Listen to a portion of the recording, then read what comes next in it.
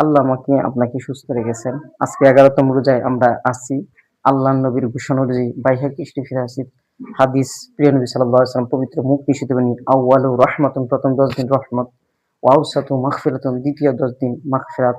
আল্লাহ আপনাকে আমাকে ক্ষমা করবে জান সেই 10 দিন। ওয়া আখিরুত মিনান নার, শেষের 10 দিনকে বলা হয়েছে জাহান্নাম থেকে মুক্তির 10 দিন। আমরা দ্বিতীয় ভাগে উপনীত হয়েছি। যাদের উপর আল্লাহ তাআলা রহমত দিয়েছেন তারাই মুক্তি পাবে, তারাই নাজাত পাবে, তারাই মাফ পাবে। সুবহানাল্লাহ। তাহলে আল্লাহ তাআলাকে খুশি করার জন্য পড়ি আলহামদুলিল্লাহ। কেন ওনার বেশি বেশি শুকরিয়া আদায় করতে হয়? আপনাকে সুস্থ রেখেছেন। কত মানুষ আপনার মতো রোজা রাখতে পারে না, সুস্থ থাকার পরে রাখতে পারে না, অসুস্থ থাকার অবস্থায় রাখতে পারে না। আল্লাহ আমাকে যে সুস্থ মস্তিষ্ক দান করেছেন, সুস্থ দেহ দান করেছেন, রোজা রাখতে পেরেছি, আলহামদুলিল্লাহ। নবীর মহান ঘোষণা, সহিহ বুখারী শরীফের প্রথম খণ্ডে 6 পৃষ্ঠা 8 নম্বর হাদিস। হাদাসানা ওয়াইদ ইবনে মুসা ক্বালা আখবারনা হানজালা ইবনে আবি সুফিয়ান আন ইবনে খালিদ আন ইবনে উমর রাদিয়াল্লাহু আনহু قال قال رسول الله صلى الله عليه وسلم بني الإسلام على خمس شهادة أن لا إله إلا الله وأن محمد رسول الله وإقام الصلاة وإيتاء الزكاة والحج وصوم رمضان। এই হাদিস দ্বারা প্রমাণ পাওয়া যায়, বোঝা যায় ইসলামের মূল ভিত্তি হলো কয়টি? 5টি। কালিমা, নামাজ, রোজা, হজ, যাকাত। বুনিয়াল ইসলাম আলা খামস, নবী বলেন 5টি ভিত্তি, মূল ভিত্তির ইসলাম স্থাপিত, এস্টাবলিশ। একটি হলো ওয়াসাউমি রমাদান, রমজান মাসে রোজা রাখা। সেটা আমার রাখতে হবে।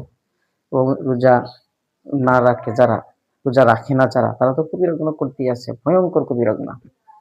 হাদিসে বলা হয়েছে যে ব্যক্তি রোজা রাখার পরে, রমজান হওয়ার পরে গুনাহ মাফ করাইতে পারলো না, রোজা রাখলো না, ওই ব্যক্তির জন্য ধ্বংস হয়।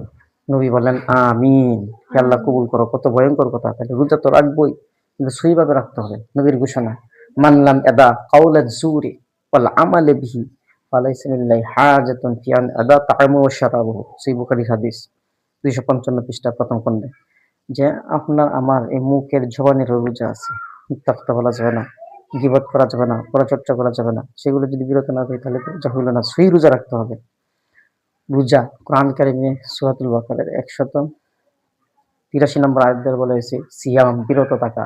হাতের রোজা রয়েছে, অন্যায় কাজ থেকে বিরত থাকা। মুখের রোজা রয়েছে অশ্লীলতা, বেহায়াপনা, গালমন্দ, পরচর্চা থেকে বিরত থাকা। চোখের রোজা রয়েছে অন্যায় কোনো কিছু না দেখা, পরনের প্রতি খারাপ কিছু না দেখা। পায়ের রোজা রয়েছে, অঙ্গ প্রত্যঙ্গের রোজা রয়েছে। আল্লাহ আপনাকে আমাকে শুধু উপবাস থাকা নয়, সহিভাবে সঠিকভাবে রোজা রাখার তৌফিক দান করুন।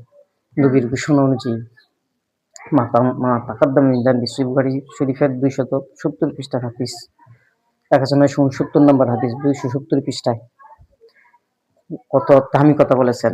মান সামা রমাদান ঈমানান ওয়া ইহতিসাবান গুফিরা লাহু মা তাকাদ্দাম মিন যানবি। পূর্বে সকল গুনাহ মাফ হয়ে যায়, ঈমান থাকার পরে সব লাভের আশায় যে ব্যক্তি রোজা রাখে। সুবহানাল্লাহ।